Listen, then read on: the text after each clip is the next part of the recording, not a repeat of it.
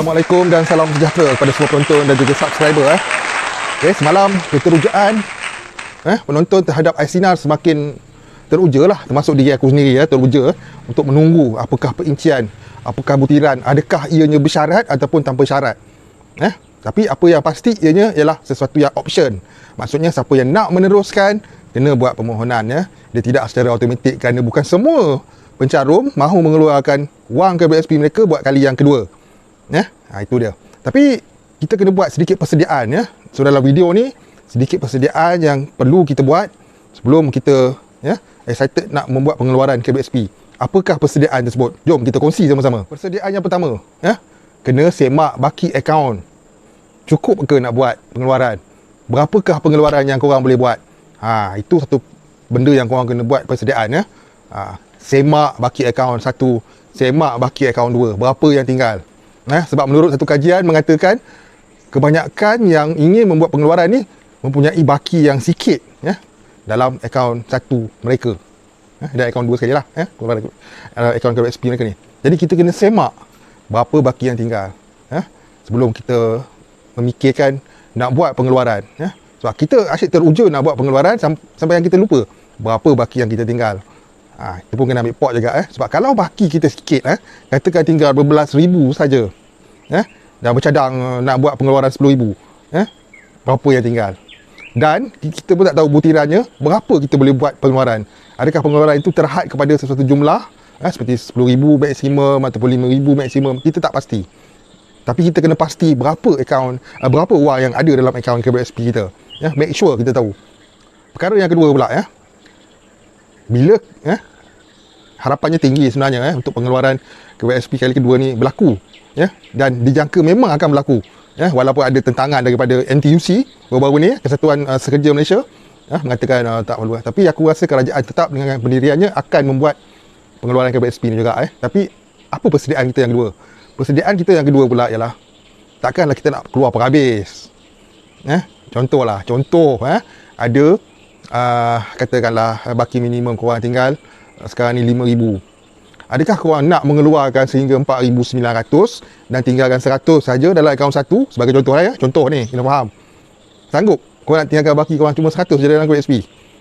Nak menambahnya balik bukan senang bertahun-tahun. Jadi kalau misal kata baki tinggal sikit aku ambil contoh 5,000 lah sekurang-kurangnya tinggalkanlah 2,000 kat dalam tu ataupun 1,000 lah paling common pun asalkan 4 angka. Lepas tu barulah korang fikir nak keluar berapa yang boleh dikeluarkan. 3 pula korang nak keluar sebab apa? Kalau sebab kerana hutang piutang, nak bayar hutang, aku nak komen bab tu.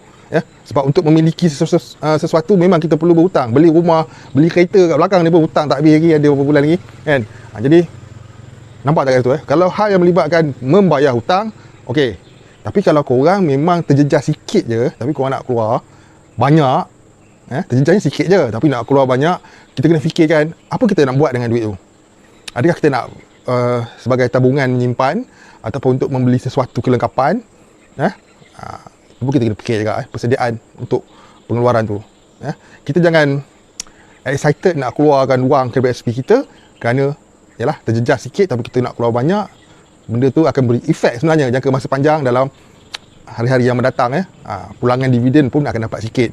Sebab pulangan dividen tahunan tu berdasarkan berapa baki yang ada dalam akaun kita. Dia bagi by persen, contoh 5.80%. Tapi kalau tinggal 100, 5.80% daripada 100 tu berapa je yang korang dapat? Sikit sangat. Tu yang penting je masuknya kat sini. Sekurang-kurangnya tinggalkan 1,000 lah. 4 angka. Bila 4 angka, kalau untuk dividen yang tahun-tahun yang akan datang, persentage tu lebih lah sikit. Sebab persen ni dia main digit juga sebenarnya. 4 angka lain jadinya, 3 angka lain jadinya, 2 angka lagi lah lain jadinya. Apa yang aku cakap ni, walaupun tiada pengumuman lagi tentang KWSP, pengeluarannya, kita pun tak tahu butiran-butirannya, tapi persediaan diri kita untuk membuat pengeluaran tu mestilah ada. Persediaan bagi diri kita. Kalau macam aku cakap tadi, hutang lah, apa semua tertunggak itu ni, keluarkanlah semaksimum yang dibenarkan. Tapi telah macam aku cakap tadi, terjejas sikit, janganlah nak keluar banyak-banyak. Untuk apa? Dan sekiranya masih bekerja, gaji jalan macam biasa dan dibenarkan pula pengeluaran ni, keluarkanlah ikut keperluan saja. Sebab kena ingat simpanan ni penting sebenarnya. Kita tak boleh tak ada langsung simpanan dalam PSP bagi yang masih bekerja lah. Yang bagi yang hilang bekerja ni, yang bekerja sendiri aku tak kisah sangat sebab bila dah tidak mencarum, bukan lagi pencarum yang aktif, contoh macam buat perniagaan ke, memang dah tak mencarum dah, benda tu dividen berapa sen pun kita dah tak ambil kisah dah kan. Tapi bagi yang masih bekerja, kena ambil kira dividen bagi tahun-tahun yang akan datang. Jadi akhir kata daripada aku kita doa semoga pengeluaran KPSP ni dipercepatkan dan kalau boleh tak ada bersyarat.